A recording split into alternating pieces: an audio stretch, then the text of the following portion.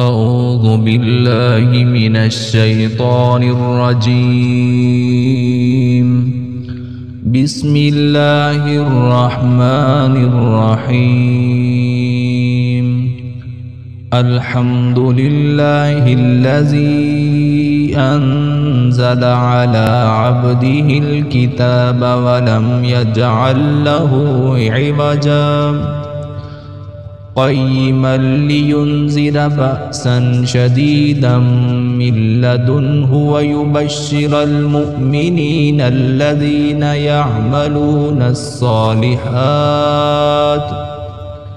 الذين يعملون الصالحات أن لهم أجرا حسنا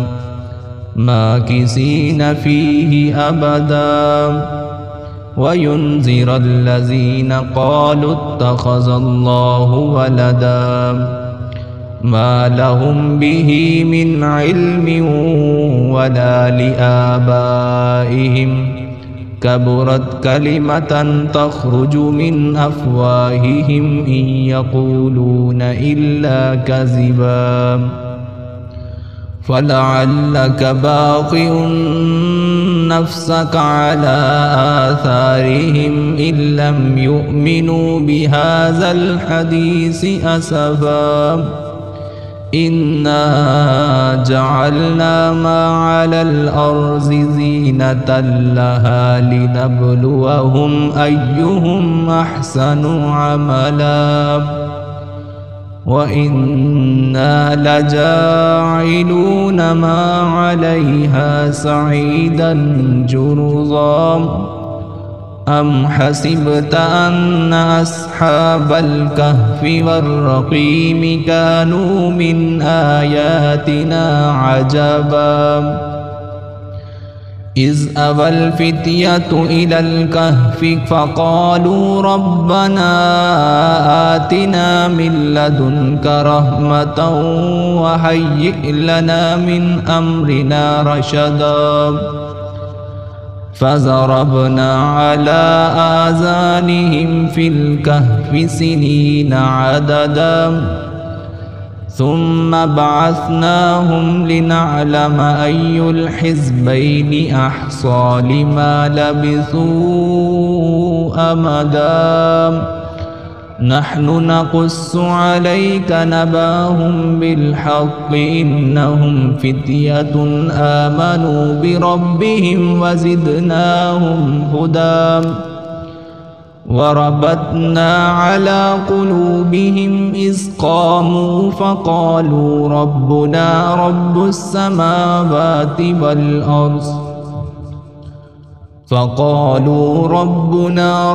السماوات والأرض لن ندعو من دونه إلها لقد قلنا إذا شططا هؤلاء قوم اتخذوا من دونه آلهة لولا يأتون عليهم بسلطان بين فمن أظلم ممن افترى على الله كذبا وإذ اعتزلتموهم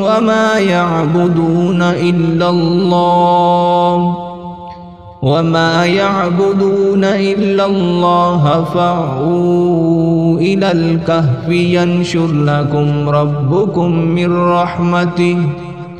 من رحمته ويهيئ لكم من أمركم مرفقا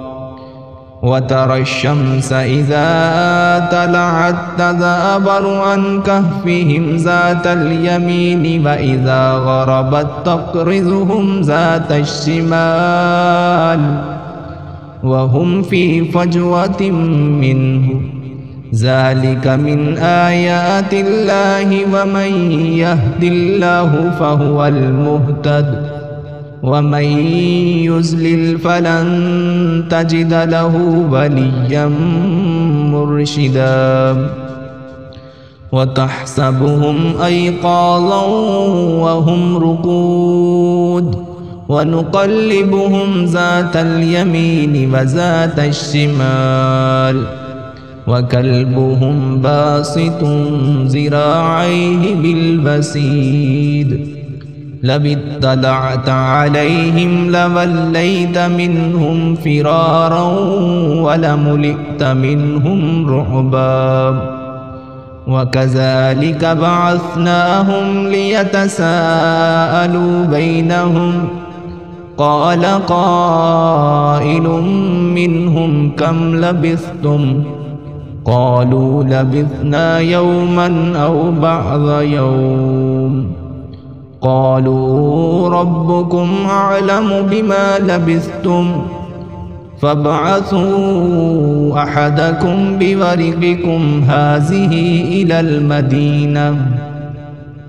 إلى المدينة فلينظر أيها أزكى طعاما فليأتكم برزق منه وليتلطف ولا يشعرن بكم أحدا إنهم إن يظهروا عليكم يرجموكم أو يعيدوكم في ملتهم ولن تفلحوا إذا أبدا وكذلك أعثرنا عليهم ليعلموا أن وعد الله حق وأن الساعة لا ريب فيها إذ يتنازعون بينهم أمرهم فقالوا بنوا عليهم بنيانا ربهم أعلم بهم قال الذين غلبوا على أمرهم لنتخذن عليهم مسجدا سيقولون ثلاثة رابعهم كلبهم ويقولون خمسة سادسهم كلبهم رجما بالغيب ويقولون سبعة وثامنهم كلبهم قل ربي أعلم بعدتهم ما يعلمهم إلا قليل فلا تمار فيهم إلا مراء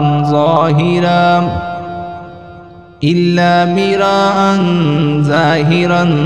ولا تستفت فيهم منهم أحدا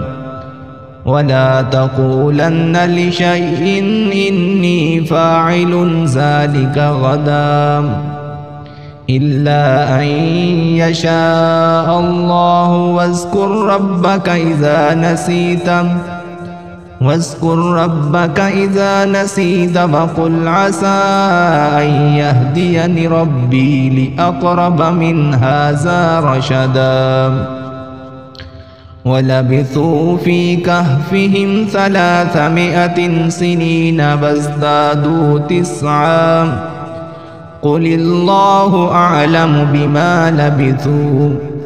له غيب السماوات والأرض أبصر به واسمع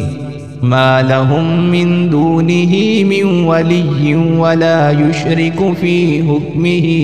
أحدا واتل ما أوحي إليك من كتاب ربك لا مبدل لكلماته ولن تجد من دونه ملتحدا واصبر نفسك مع الذين يدعون ربهم بالغداة والعشي يريدون وجهه ولا تعد عيناك عنهم تريد زينة الحياة الدنيا ولا تطع من أغفلنا قلبه عن ذكرنا واتبع هواه وكان أمره فرطا وقل الحق من ربكم فمن شاء فليؤمن ومن شاء فليكفر إنا أعتدنا للظالمين نارا أحاط بهم سرادقها وإن يستغيثوا يغاثوا بماء كالمهل يشفي الوجوه وبئس الشراب وساءت مرتفقا إن الذين آمنوا وعملوا الصالحات إنا لا نضيع أجر من أحسن عملا أولئك لهم جنات عدن تجري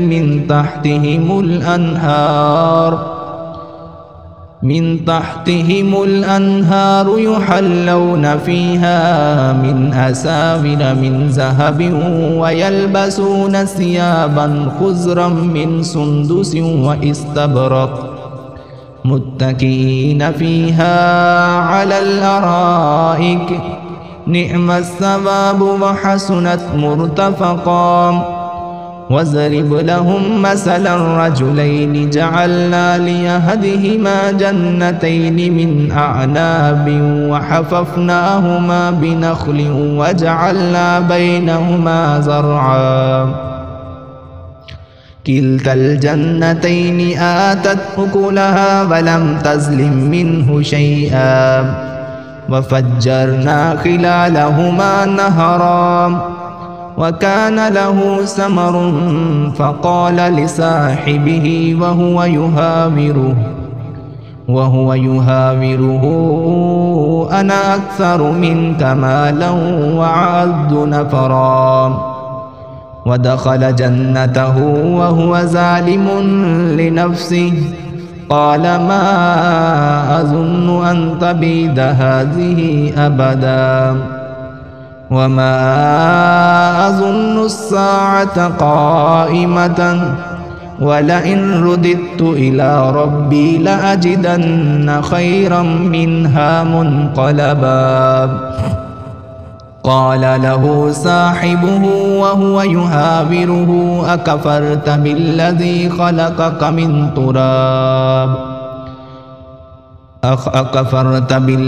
خلقك من تراب ثم من نطفة ثم سواك رجلا لكن هو الله ربي ولا أشرك بربي أحدا ولولا إذ دخلت جنتك قلت ما شاء الله لا قوة إلا بالله إن ترني أنا أقل منك مالا وولدا فعسى ربي أن يؤتيني خيرا من جنتك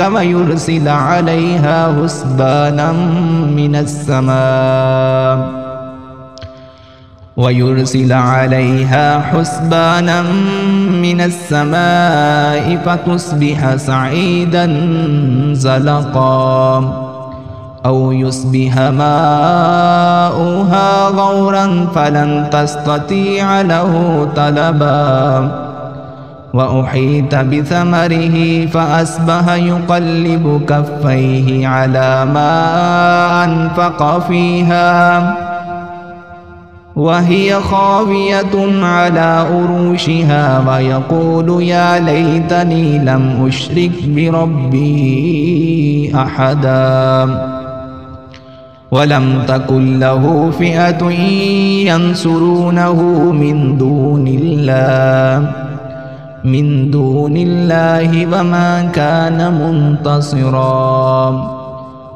هنالك الولاية لله الحق هو خير ثوابا وخير عقبا واضرب لهم مثل الحياة الدنيا كماء إن أنزلناه من السماء فاختلط به نبات الأرض فأصبح هشيما تزروه الرياح وكان الله على كل شيء مقتدرا المال والبنون زينة الحياة الدنيا والباقيات الصالحات خير عند ربك ثوابا وخير أملا ويوم نسير الجبال وترى الأرض بارزة وحشرناهم فلم نغادر منهم أحدا وعرضوا على ربك صفا لقد جئتمونا كما خلقناكم أول مرة بل زعمتم أن لن نجعل لكم موعدا ووزع الكتاب فترى المجرمين مشفقين مما فيه ويقولون يا ويلتنا ما لهذا الكتاب لا يغادر صغيرة ولا كبيرة إلا أحصاها ووجدوا ما عملوا حاضرا ولا يظلم ربك أحدا وإذ قلنا للملائكة اسجدوا لآدم فسجدوا إلا إبليس كان من الجن ففسق عن أمر ربه أفتتخذونه وذريته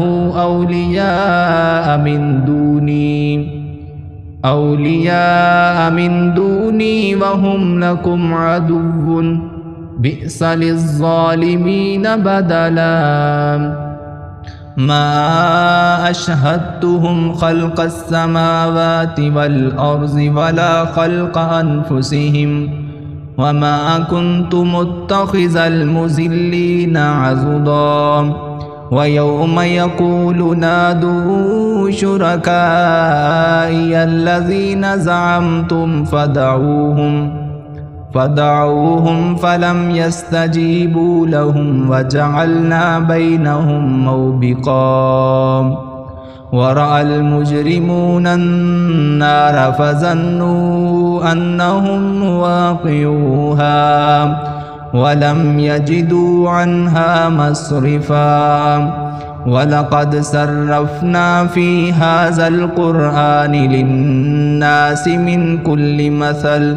وكان الإنسان أكثر شيء جدلا وما منع الناس أن يؤمنوا إذ جاءهم الهدى ويستغفروا ربهم إلا أن تأتيهم سنة الأولين أو يأتيهم العذاب قبلا وما نرسل المرسلين إلا مبشرين ومنذرين ويجادل الذين كفروا بالباطل ليدحضوا به الحق واتخذوا آياتي وما أنذروا هزوا ومن أظلم ممن ذكر بآيات ربه فأعرض عنها ونسي ما قدمت يداه إنا جعلنا على قلوبهم أكنة أن يفقهوه وفي آذانهم وقرا وإن تدعوهم إلى الهدى فلن يهتدوا إذا أبدا وربك الغفور ذو الرحمة لو يؤاخذهم بما كسبوا لعجل لهم العذاب بل لهم موعد لن يجدوا من دونه موئلا وتلك القرى أهلكناهم لما ظلموا وجعلنا لمهلكهم موعدا وإذ قال موسى لفتاه لا أبرح حتى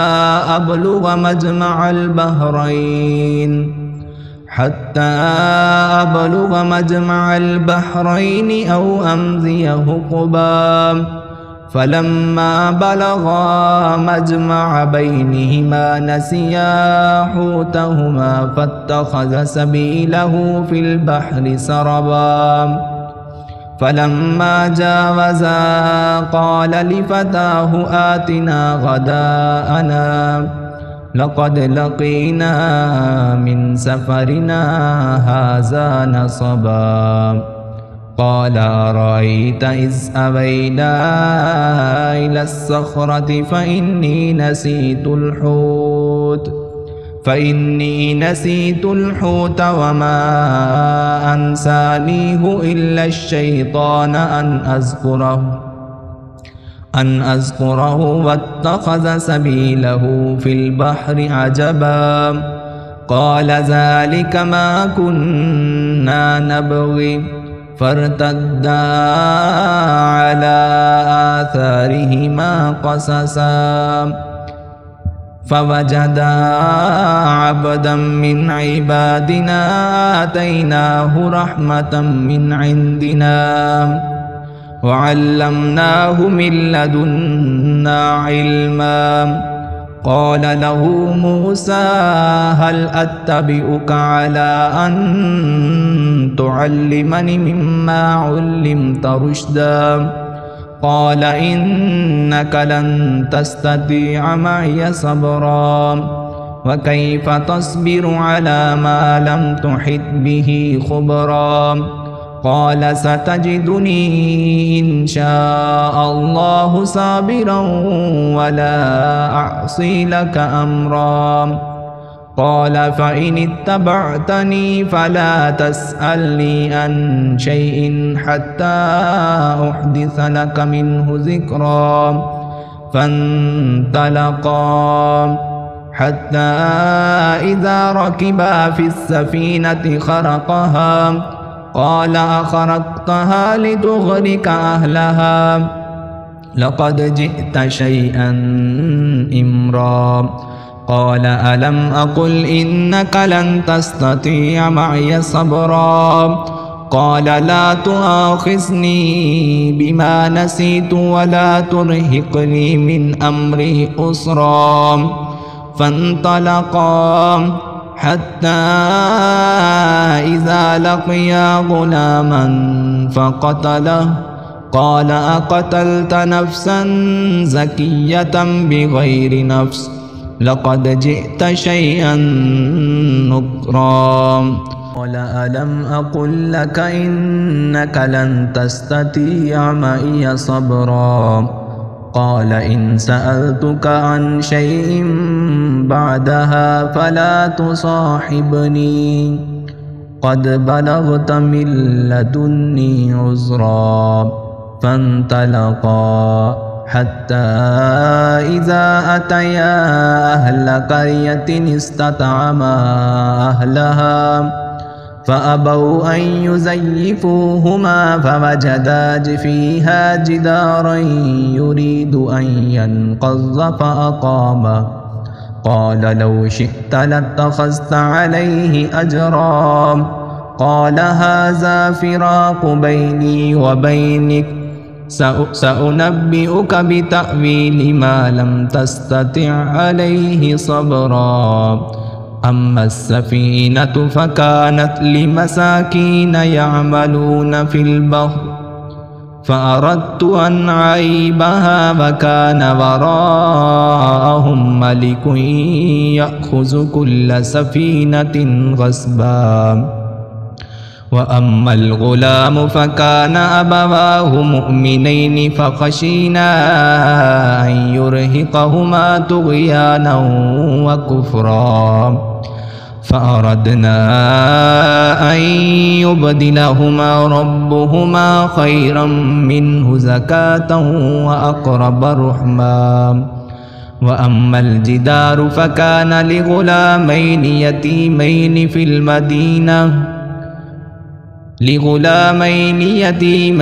المدينة وكان تحته كنز لهما وكان أبوهما صالحا فأراد ربك أن يبلغا أشدهما ويستخرجا كنزهما رحمة من ربك وما فعلته عن أمري ذلك تأويل ما لم تستطع عليه صبرا يسألونك عن ذي القرنين قل سأتلو عليكم منه ذكرا إنا مكنا له في الأرض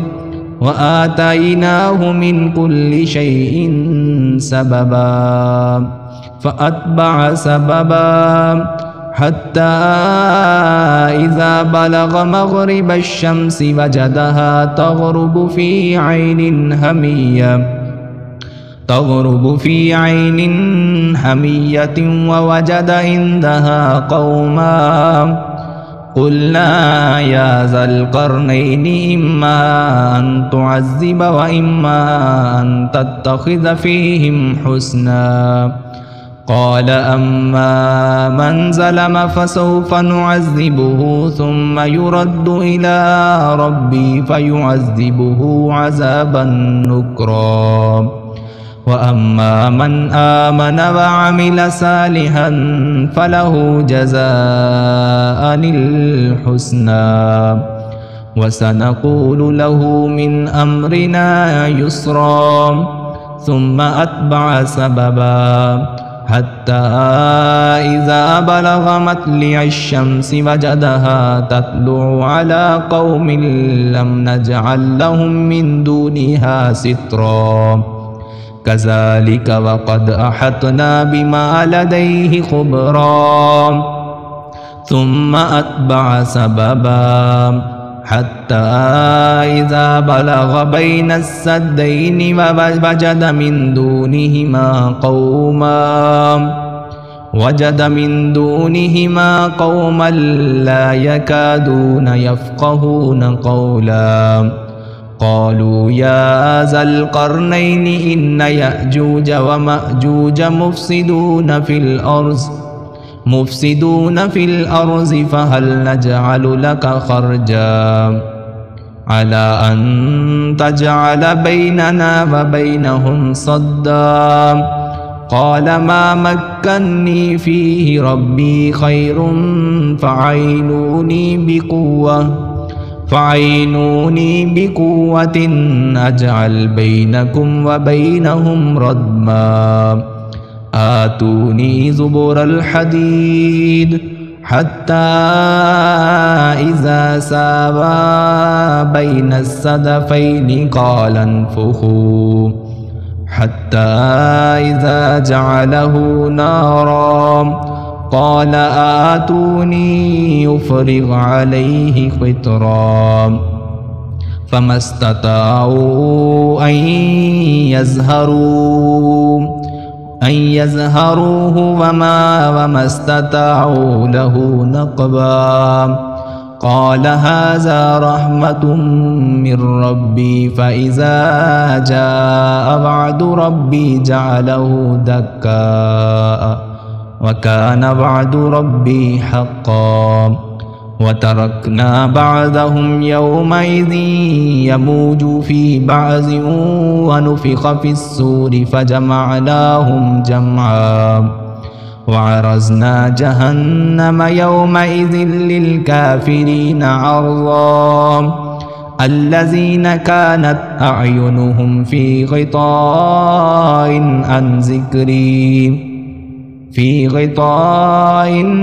عن ذكري وكانوا لا يستطيعون سمعا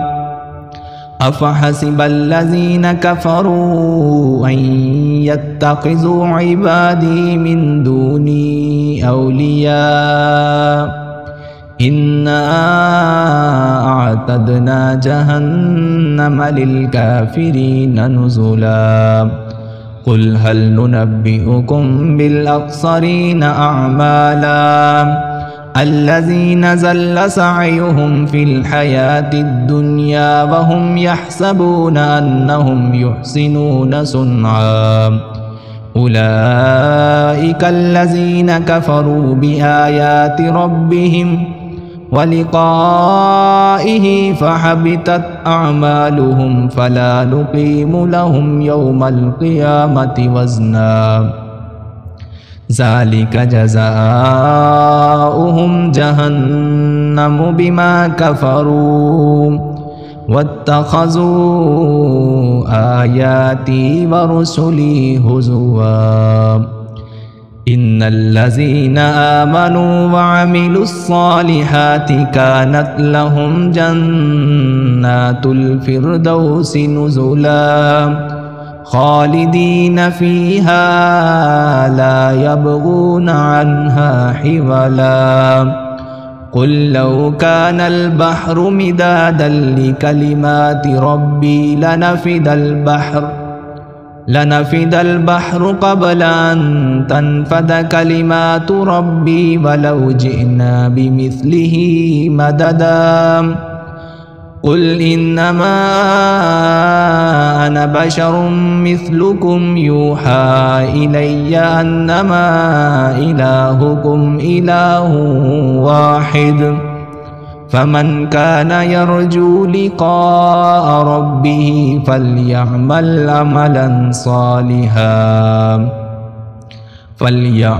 عملا صالحا ولا يشرك بعبادة ربه أحدا.